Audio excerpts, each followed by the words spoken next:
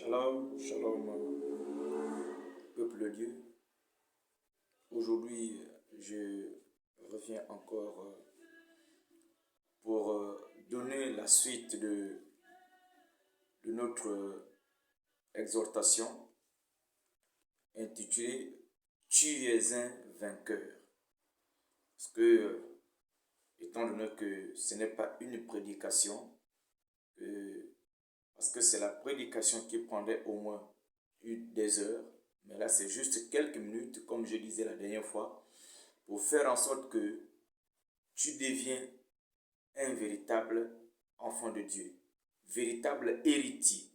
C'est mettre une révolte en toi, une haine contre le diable en toi, une haine contre les choses qui ne marchent pas dans ta vie. C'est pourquoi je fais ces exhortations, c'est pour que tu comprennes quelle est ta place, quel est vraiment ce qui t'est dû, ce qui te revient de droit. C'est ça le rôle de ces exhortations. C'est pourquoi je te dis, ne garde pas ça pour toi, partage. Et que je t'exhorte également à liker la vidéo, à liker la vidéo, à partager et à laisser un petit j'aime, mais surtout également de t'abonner à la chaîne parce que c'est ce qui nous permettra de savoir que les gens s'intéressent et nous permettra également de toujours continuer à exhorter, à mener, parce que le rôle d'un serviteur de Dieu, c'est de montrer aux enfants de Dieu qui ils sont réellement et qu'ils puissent s'attacher à Dieu, à Jésus-Christ et savoir que Jésus-Christ est la solution à toute situation qui puisse arriver dans leur vie.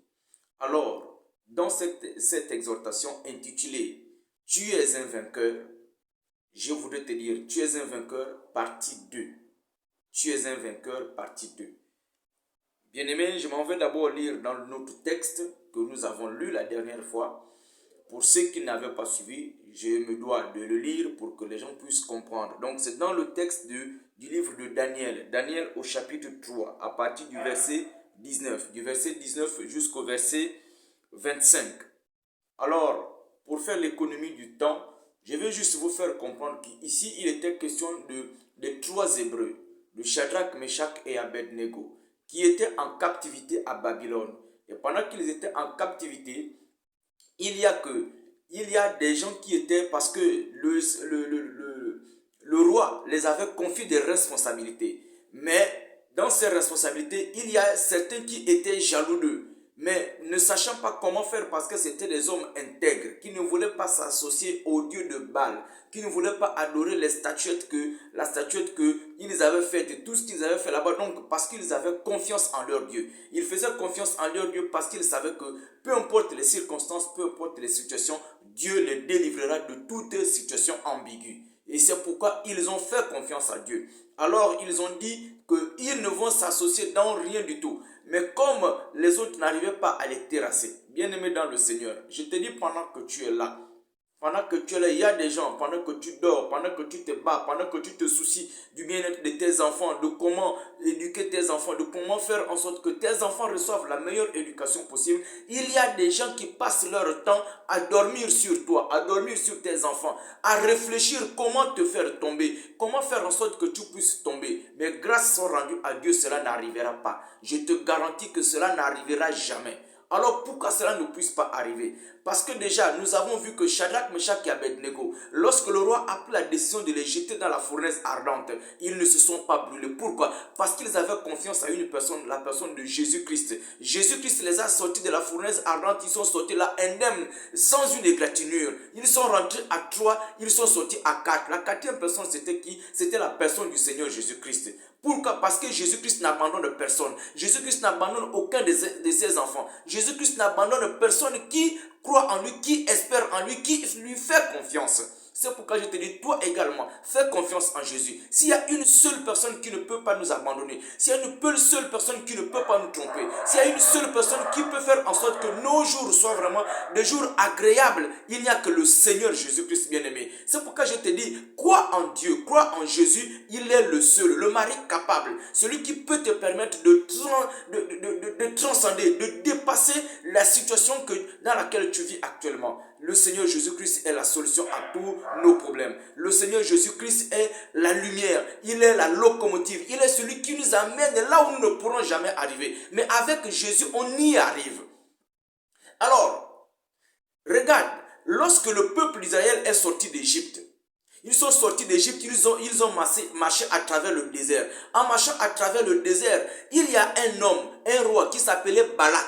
Balak avait peur d'Israël. Parce que pendant que tu es, les attaques que tu vois, les difficultés que tu vois, mais c'est parce qu'ils ont peur de toi. Mais comme ils ont peur de toi, ils ne savent pas comment faire. Ils sont obligés de passer par des intimidations, de passer par des attaques pour te faire comprendre que tu n'es rien, tu ne vaux rien. Mais c'est faux. C'est faux parce que l'objectif du diable c'est ça. C'est de t'amener à comprendre, à te faire comprendre que tu ne vaux rien, tu n'es rien, tu es faible. Mais tu n'es pas faible, tu es fort. Parce que si Jésus-Christ, le Dieu Tout-Puissant, est fort, lui n'a pas fléchi, il n'a pas faibli devant Satan. Mais toi tu ne pourras pas parce que tu es l'enfant de Dieu, tu es le fils de Dieu. C'est pourquoi je te dis quoi? Parce que tu as la grâce de Dieu avec toi. Tu as une grâce particulière. Alors, Balak avait peur d'Israël.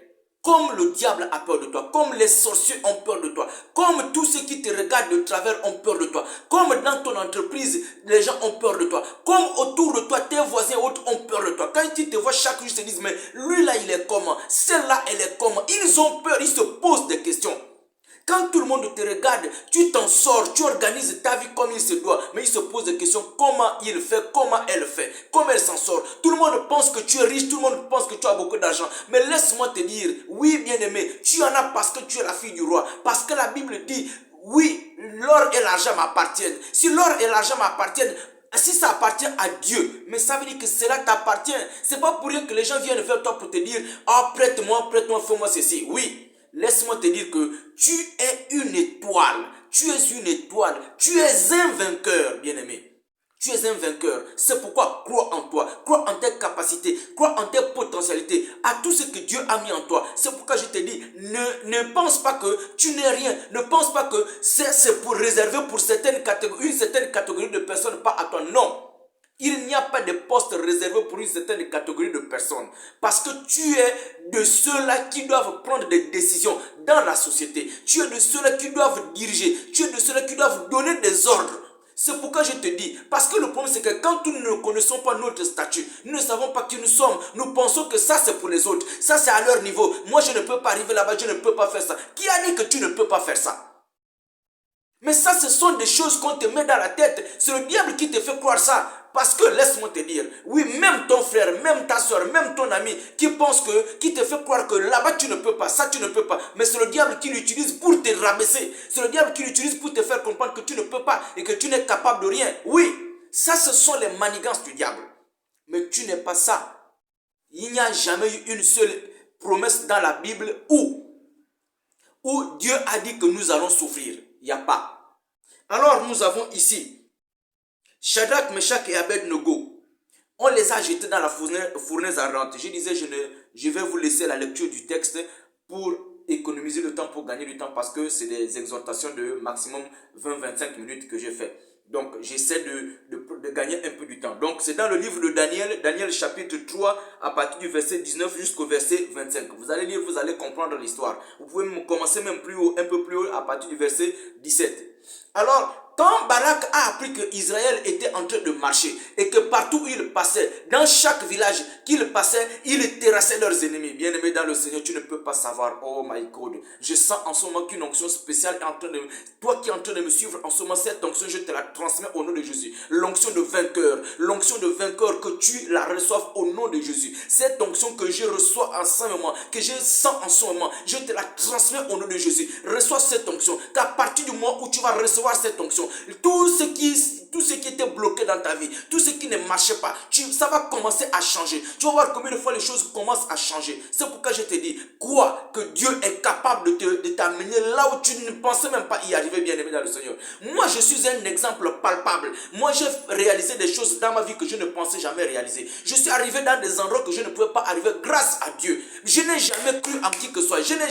Mais j'ai seulement cru que j'étais capable. J'ai cru à mes capacités. Et Dieu m'a amené dans des endroits vraiment où je me suis rendu compte que waouh, est-ce que je pouvais arriver ici? Mais oui, grâce à Dieu, Dieu est capable. Si tu crois en Dieu, tu fais confiance à Jésus-Christ. Jésus-Christ va t'amener dans des sphères décisionnelles de ce pays, dans les sphères décisionnelles, partout où vraiment on prend les grandes décisions. On va te consulter. Tu es la personne qu'on doit consulter, bien-aimé dans le Seigneur. Alors quand Israël marchait, partout là où ils passaient, ils arrivaient. Tout ce qu'ils croisaient comme ennemis, ils écrasaient. Ils écrasaient. Et c'est pourquoi je te dis, toi également, là où tu marches, pendant que tu dors, tes ennemis te cherchent. Quand tu marches, on te cherche, on te met des pots de banane. Les fusils nocturnes partout en route. Laisse-moi te dire que ces fusils nocturnes ne te feront rien du tout. Je te dis au nom de Jésus-Christ de Nazareth, en tant que serviteur de Dieu, en tant que roi de Dieu, je te dis, il ne t'arrivera rien. Ils peuvent mettre même des fusils nocturnes. Ils peuvent même piéger la route. Même si tu montes dans une voiture, ils ont piégé la voiture, que tu vas faire l'accident, tu vas mourir. Tu ne mourras pas. Tu sortiras de là indemne. Sans une égratignure. C'est moi qui te le dis en tant que serviteur, en tant que roi de Dieu, en tant que prophète de Dieu. Je prophétise pour toi qu'il ne t'arrivera rien tant que Dieu n'a pas décidé de ton jour. Au nom de Jésus, je le crois. Alors quand Israël marchait, Balak avait peur. Il s'est dit non, ceux-là, il faut vraiment que je trouve une solution pour les anéantir. Alors il allait faire un plan. Il allait vraiment s'associer. Même s'il y a des sorciers qui s'associent contre toi, ils ne t'auront jamais. Balak est allé s'associer à Balaam. Balak et Balaam. Balak est allé voir Balaam pour que Balaam puisse maudire Israël et Israël meure. Mais il ne savait pas. Il ne savait pas que Israël était un peuple béni déjà par Dieu. Bien-aimé dans le Seigneur. Tu es déjà béni par Dieu. Ça veut dire que celui qui cherche à te faire du mal, il faut d'abord qu'il arrive à terrasser Jésus-Christ. Il faut qu'il arrive d'abord, parce que ce que Dieu a déjà béni, on ne peut pas changer. Ce que Dieu a déjà béni, on ne peut pas maudire. Chercher à te maudire, chercher à te faire du mal, mais c'est chercher à avoir des problèmes avec Dieu. Cette personne qui cherchera à te faire du mal, lui-même il croisera des difficultés dans sa vie. Il se posera la question, comment ça se passe? Pourquoi est-ce que sa vie a basculé? Mais sa vie a basculé tout simplement parce qu'il t'a voulu du mal, parce que tu es un oint de Dieu. Tu es une prunelle aux yeux de Dieu. Dieu ne peut pas permettre que le diable te touche parce que, laisse-moi te dire, dans l'adoration, Dieu, la Bible dit que les anges étaient là à adorer Dieu matin, midi, soir. Ils étaient là, Saint, Saint, Saint est l'Éternel des armées. Mais Dieu n'était pas satisfait de l'adoration des anges. Dieu voulait que l'adoration qui soit parfaite, c'est celle qui vient de l'homme. C'est pourquoi, laisse-moi te dire, Dieu est tellement jaloux que lorsque toi, si toi tu ne peux plus l'adorer, Dieu ne sera plus content. Il ne se verra plus vraiment à sa place de Dieu adorateur, de Dieu qu'on adore. C'est pourquoi il est jaloux de toi. Il ne peut pas permettre que le diable te touche parce que ton adoration, c'est ce qui plaît à Dieu. C'est pourquoi il ne permettra pas. Alors laisse-moi te dire, bien-aimé dans le Seigneur, que pendant que je te parle, en ce moment, bien-aimé dans le Seigneur, il y a quelque chose qui se passe dans ta vie. Il y a une grande restauration qui se passe dans ta vie. C'est pourquoi je te dis, cette exhortation, c'est pour te révolter. C'est pour que tu puisses te révolter contre le diable. C'est pour que tu puisses te révolter contre toutes les situations qui arrivent dans ta vie. Que tu crois, ne croise pas les bras. Ne pense pas que ta vie est finie. Ne pense pas que toutes les situations sont devenues tellement chaotiques que tu ne pourras plus. Non, bien-aimé. Tu vas y arriver. Tu vas arriver et tu vas réussir.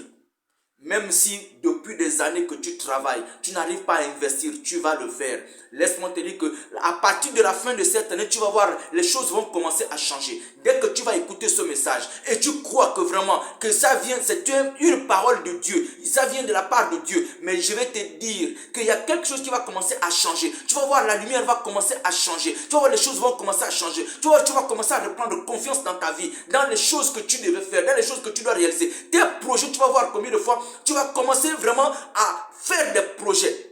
Bien-aimé, pour construire une maison, il faut d'abord que tu commences par un plan. Tu veux investir, tu veux construire une maison. Tu n'as pas de plan, mais tu parles de maison. Commence déjà par avoir un plan. Je t'exhorte, commence déjà par avoir un plan pour construire une maison. Après le plan, dès que tu as 10 000, commence déjà à acheter quelques briques que tu poses. Les quelques briques que tu as achetées là vont te permettre déjà d'acheter d'autres briques. Et une brique va attirer la deuxième brique. Et tu vas voir, les choses vont démarrer. Tu veux te marier, mais jusque-là, ça n'arrive pas. Commence déjà à prendre la décision. Arrête déjà une date. Dis, moi, je me marie en telle date. Et dès que tu as décidé, tu as pris la date déjà du mariage. Laisse-moi te dire, tu vas voir, le Seigneur Jésus va te dire, oui, là, tu as pris la décision. Là, ça veut dire qu'à partir de ce moment, tu crois déjà en toi. Alors, je vais t'accompagner. Décide, prends la décision. Le Seigneur Jésus-Christ ne t'abandonnera pas. Il est avec toi. Ne comprends pas, tu es allé à l'hôpital on t'a dit tu es stérile, mais bien aimé, ça c'est l'hôpital qui dit. L'hôpital est limité, l'hôpital ne peut pas aller plus loin. Dieu est le seul qui connaît toutes choses avant que la chose ne commence. Tu n'es pas stérile, parce que la Bible dit, il n'y aura point de femme stérile. Il n'y aura point de femme stérile dans ma maison. Tu n'es pas stérile, qui a dit que tu étais stérile? Alors c'est pourquoi je te dis, toi qui me regardes, tu crois. Si tu crois, tu as la foi. Je te dis, je prie pour toi. Je dis au nom de Jésus-Christ de Nazareth, à partir de maintenant, cette stérilité qu'on avait déclarée en toi, que la médecine a déclaré que tu es stérile, je déclare au nom de Jésus que cette stérilité n'est plus en toi au nom de Jésus. Reçois les enfants au nom de Jésus. Si tu crois, maintenant que tu me suis, un enfant est déjà en train de se mouvoir dans ton sein sans que tu ne saches. Alors, bien aimé, quand Balak et Balaam se sont associés, pendant qu'ils sont là, tu dors. Tu es là, tu penses que ça va. Mais ils sont en train de comploter dans ton dos. Mais bien aimé dans le Seigneur, grâce soit rendue à Dieu que cela n'arrivera pas. Que tu seras toujours debout. Tu seras toujours debout. Ils vont se poser des questions, mais il fait comment? Elle fait comment? Quand il se réveille le matin, il croit t'avoir terrassé, mais quand il se réveille, il te voit en super forme. Tu te lèves, tu te laves. Tes enfants et toi, tu vas au travail, les enfants vont à l'école. Ils vont dire, mais comment ils font? Comment est-ce qu'on n'arrive pas à les atteindre? Mais parce que le Seigneur Jésus-Christ ne permettra pas que tu sois terrassé. Parce que ton adoration, c'est ce qui est vraiment la meilleure aux yeux de Dieu. C'est pourquoi je te dis, bien-aimé dans le Seigneur, laisse que maintenant, tu crois que tu es capable, que tu es un vainqueur. Alors, Balak et Balaam, quand ils ont décidé de compléter contre Israël, mais Dieu ne les a pas permis de maudire Israël. Dieu n'a pas permis que Balaam puisse maudire Israël. Dieu a dit à Balaam, arrête ce que tu es en train de faire. Parce que le peuple que tu vois, c'est mon peuple. Je l'ai déjà acquis, je l'ai déjà béni. Si tu veux faire ce que tu es en train de faire là, tant pis pour toi.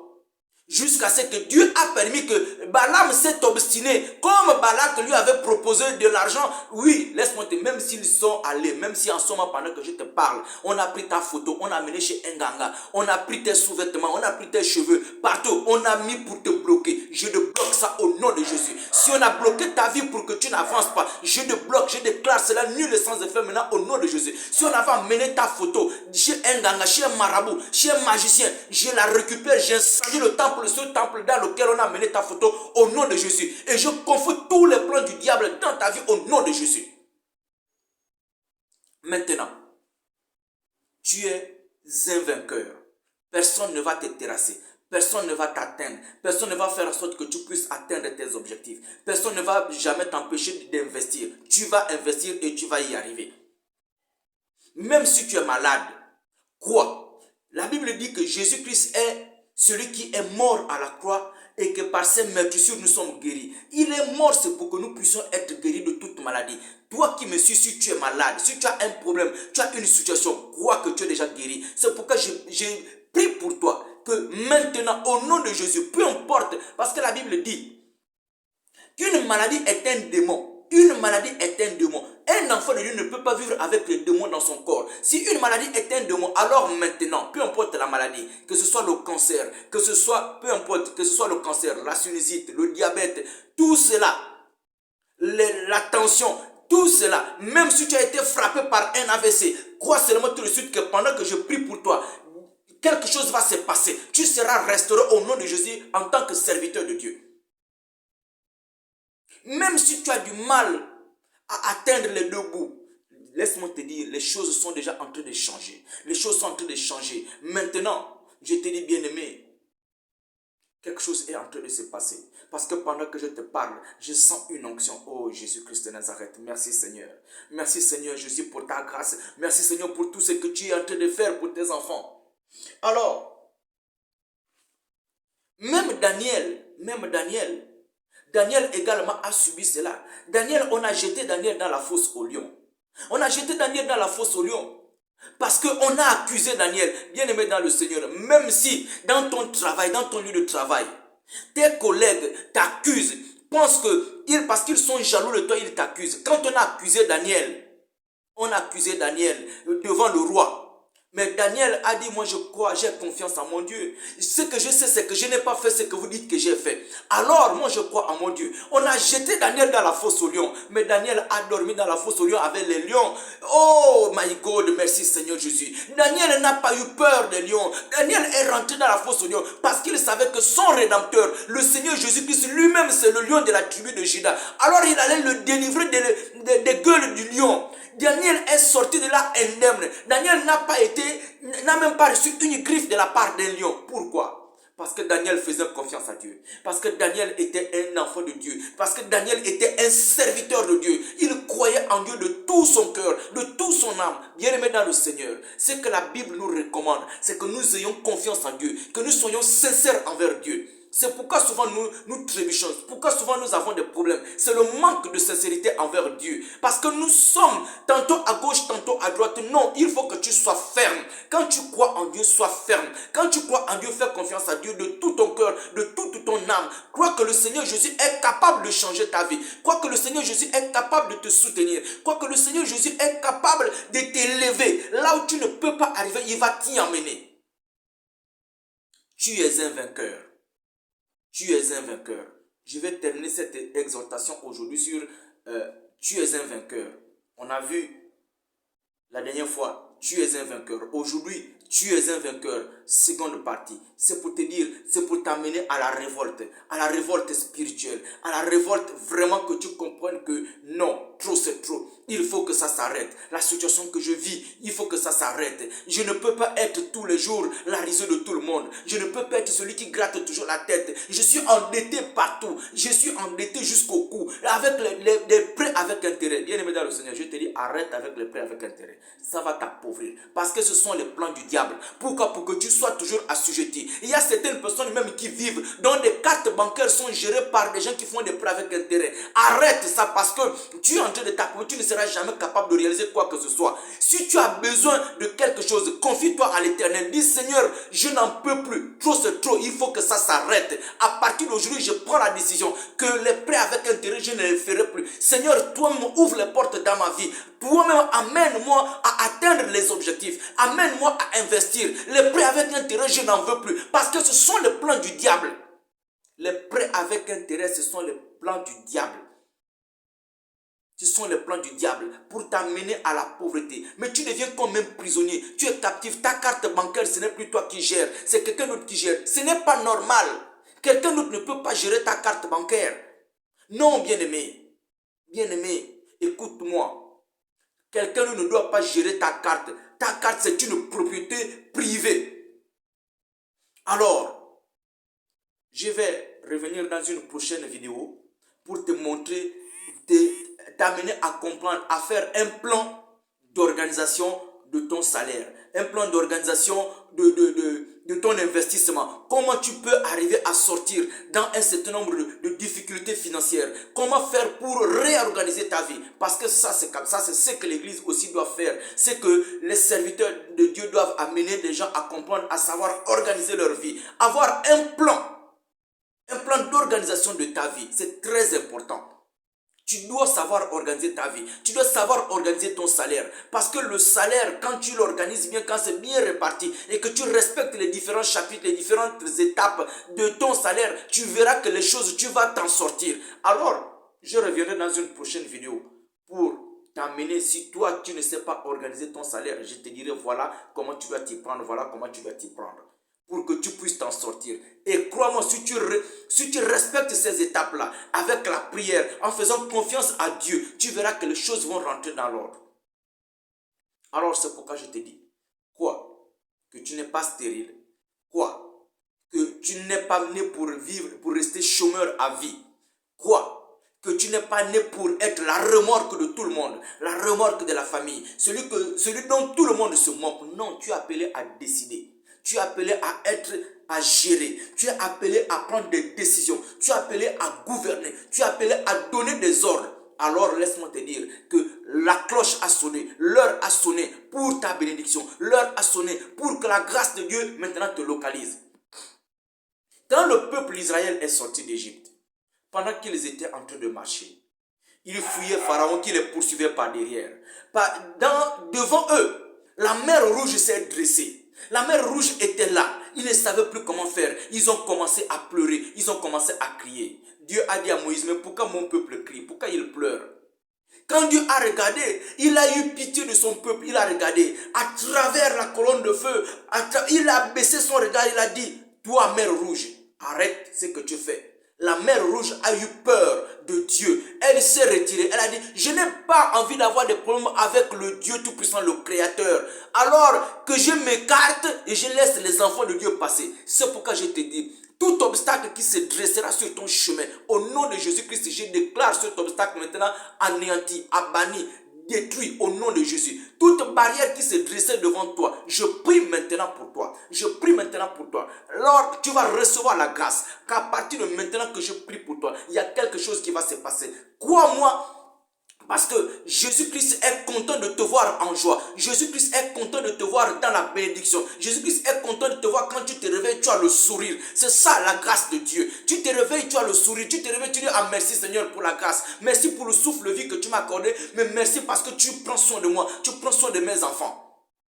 À partir de maintenant, Seigneur, je prie, oh Dieu, pour tes enfants, Seigneur Jésus, qui jusque-là ont des difficultés, qui ont des problèmes, qui ont du mal à atteindre les deux bouts, qui ont du mal, Seigneur Jésus, au Père bien-aimé, qui ont du mal, Seigneur Jésus, à réaliser des projets. Seigneur, je prie maintenant, au nom de Jésus, que là où ils étaient en captivité, dans les filets du diable, dans les mailles du diable, Seigneur, Père bien-aimé, que ceux qui sont esclaves, Père bien-aimé, des dettes, que ceux qui sont esclaves du vin, que ceux qui sont esclaves de toutes choses, ô Père diabolique, qui reviennent du monde des ténèbres, Seigneur, je les déclare maintenant libres au nom de Jésus. Seigneur Père bien-aimé, oh Dieu, que tout celui qui me suit maintenant, au nom de Jésus-Christ de Nazareth, je proclame pour lui la restauration, je proclame pour lui l'élévation, je proclame pour lui, oh Père, que les choses changent dans sa vie, que ce qu'il n'avait pas, Seigneur, que tu le lui accordes au nom de Jésus. Seigneur, que si c'est le travail qu'il cherche, accorde le travail au nom de Jésus. Si ce sont des enfants, Seigneur, donne des enfants à ceux qui en ont besoin au nom de Jésus. Il y a tes enfants, tes filles qui sont devenues, oh Père, les chiffons dans leur foyer parce que leur famille, leur belle famille, Seigneur, les maltraite à cause parce qu'elles n'ont pas d'enfants. Seigneur, Père bien-aimé, je te prie, oh Dieu, d'accorder la grâce. Je te prie, oh Dieu de gloire, de donner des enfants parce que tu as dit dans ta maison, il n'y a pas de femmes stériles. Alors tes enfants ne seront jamais stériles au nom de Jésus, je le crois, papa. Accorde maintenant. Toi qui avais des problèmes des enfants, reçois les enfants au nom de Jésus. Avant la fin de l'année, toi-même, tu vas commencer à témoigner. Tu vas dire, oui, effectivement, j'ai écouté la prédication, la prière d'un homme de Dieu. Et à partir d'aujourd'hui, quelque chose s'est passé dans ma vie. Aujourd'hui, j'ai déjà des enfants. Aujourd'hui, je suis déjà mère. Oh, laisse que maintenant, que le Saint-Esprit te localise. Que la puissance du Saint-Esprit te localise maintenant au nom de Jésus. Que ce qui est là où tu étais faible, que tu sois fort. Que là où tu étais faible, que tu sois fort. Oh, maintenant, ne regarde pas là où tu es tombé, mais relève-toi. Regarde, fixe le calvaire. Fixe Jésus-Christ. Jésus-Christ va te relever. Il va te relever au nom de Jésus. Laisse que maintenant, là où tu avais les poches vides, je remplis les poches au nom de Jésus. Là où le contrat, ton dossier, tu as déposé le dossier pour le travail, je le déclare maintenant.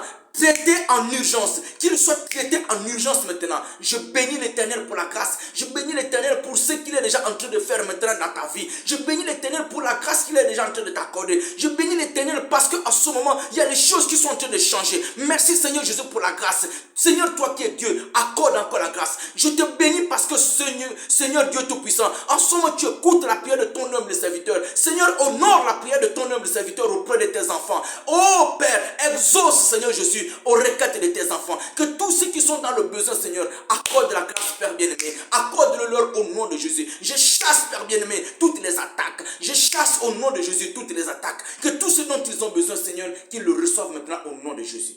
Merci Seigneur Jésus pour la grâce. Merci Seigneur Jésus pour tes bienfaits. Merci pour tout ce que tu ne cesses d'accomplir. Seigneur, sois béni. Seigneur, sois élevé. Sois manifesté encore à jamais. Père, tu as dit, oh Dieu, l'adoration qui te plaît, c'est l'adoration de l'homme. Alors, Père bien-aimé, oh Dieu, voici ton enfant, voici ton fils, voici ta fille qui a besoin de toi. Oh Père, alors exauce à sa prière, afin que son adoration soit complète, afin que son adoration soit agréable, Seigneur. Parce que le fait d'être en joie, Seigneur, le fait d'être, oh Père bien-aimé, de se réveiller le matin, de savoir que mes enfants ne manquent de rien, Seigneur, Père bien-aimé, la joie sera toujours grande. Alors, nous te disons merci. Merci parce que tu es Dieu. Merci Seigneur Jésus. Alors, toi qui es le Dieu Tout-Puissant, que la gloire te soit rendue. Sois élevé, sois manifesté encore à jamais.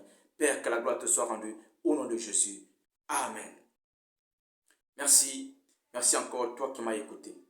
Si cette exhortation, tu l'as trouvée, tu penses que elle a transformé ta vie, elle a apporté quelque chose en toi, elle t'a redonné confiance, ne manque pas de liker, ne manque pas de t'abonner, ne manque pas de partager surtout à quelqu'un d'autre parce qu'il y a une autre personne certainement qui est attristée autour de toi. Il y a quelqu'un certainement qui a besoin d'un réconfort. Alors le seul réconfort que nous puissions avoir, c'est le réconfort qui nous vient du Seigneur Jésus. Merci, shalom, que Dieu vous bénisse. À la prochaine.